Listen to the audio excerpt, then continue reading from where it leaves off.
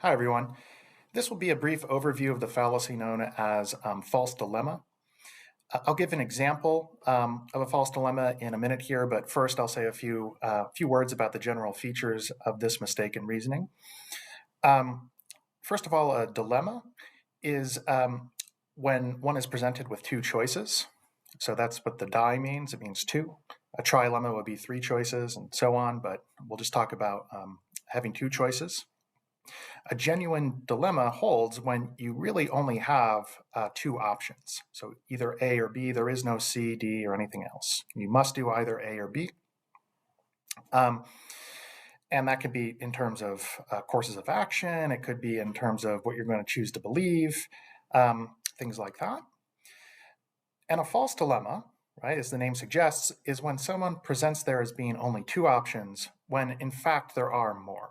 So it might be that they're just honestly overlooking that there's a third, fourth, fifth option and so on, or it might be that they're trying to hide the fact intentionally. Whatever the reason is for why someone chooses to do that or ends up doing that, it's still a false dilemma because it overlooks the fact that there are other options.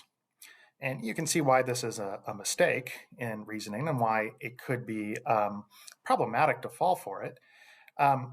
Because the two options that are presented to you might both be bad or at least suboptimal, right? So if you think, well, I either have to do A or B, and you end up doing that, but both A and B are bad options for you. But it turns out you could have done C, and C would have been fine or even attractive in some way. Then you really missed out on what was good for you, and you ended up doing something that wasn't so good, A or B. So I'll give an example drawn from Anthony Weston's book, A Rule Book for Arguments, which is commonly used in critical thinking classes. And he gives the slogan you've probably heard before, America, love it or leave it. You're presented with two options, right? And there's implied in that case, and it's usually clear from the context, that these are the only two options you're being presented with. You either have to love it unconditionally, presumably, or leave, right? Those are your two options. There's nothing else.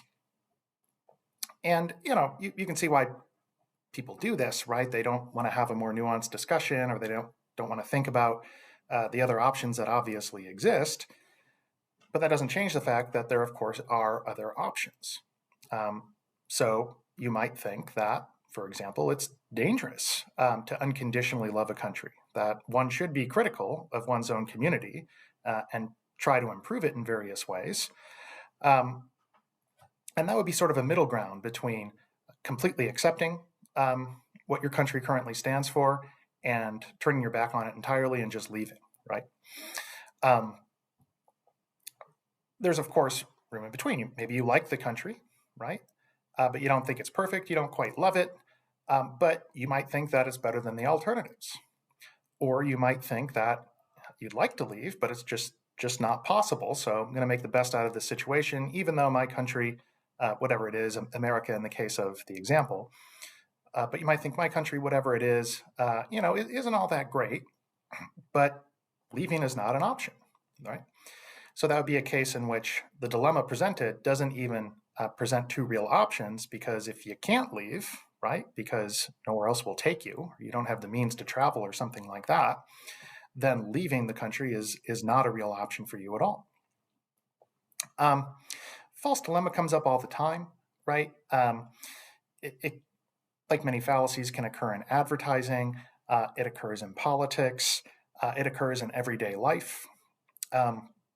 Parents like using this on their children, right? They give them two options. They say, well, you can go to your friend's house today, or you can have your friend come over tomorrow, but those are the only two options. I can see why they do it. I wouldn't, want to have to deal with kids on two different days either.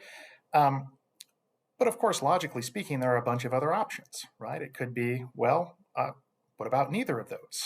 Or what about something else entirely? Why couldn't I just see my friend on both days? Right? Why can't I go there and then they come here? So false dilemma, you want to be on the lookout for that. Anytime two options are presented, especially if they're two pretty extreme options, like either love the country or leave it,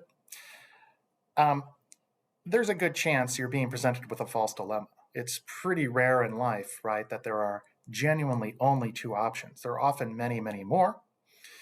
So it's a mistake to simplify things and say, no, it's just these two options. Often there's a third or fourth. So a good way to avoid falling prey to the fallacy is to simply ask yourself, wait a minute, before I rush into accepting one of the two options that are being presented by this politician, this advertiser, my parent, whomever, just think, well, are there other options? And often you're going to find, yeah, of course there are. And those options might be better, preferable in some way to the two that are being presented to you. You may discover that the two are being presented to you as the only two options because the person doing the presenting has some interest in you choosing one or the other. Okay, so that's just a very brief account of a very common fallacy. I'll see you next time. Bye.